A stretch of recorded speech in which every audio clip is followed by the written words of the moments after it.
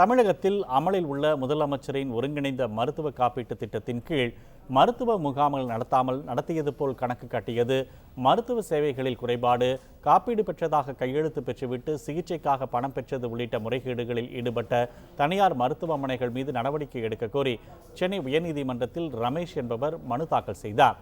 மனு தொடர்பாக உரிய நடவடிக்கை எடுக்க தமிழக அரசுக்கு கடந்த 2014ஆம் ஆண்டில் நீதிபதிகள் உத்தரவிட்டனர்.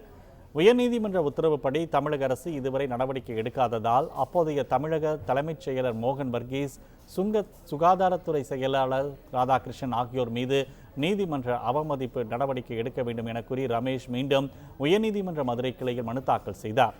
இந்த மனு நீதிபதிகள் செல்வம், ஆதிநாதன் ஆகியோர் அடங்கிய அமர்வு முன்பாக விசாரணைக்கு வந்தது. அப்போது அரசு தரப்பில் ஆஜரான வழக்கறிஞர், முதலமைச்சரின் ஒருங்கிணைந்த மருத்துவ காப்பீட்டு திட்டம் முறையாக அமல்படுத்தப்படுவதை கண்காணிக்க தனி குழுக்களும் அதற்கான அலுவலகங்களும் அமைக்கப்பட்டிருப்பதாக கூறியுள்ளார்.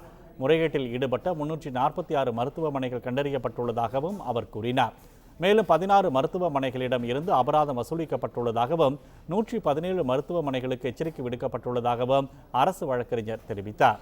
இதனை ஏற்றுக்கொண்ட நீதிபதிகள் வழக்கின் விசாரணையை ஜூலை 27ஆம் தேதிக்கு ஒத்திவைத்தனர்.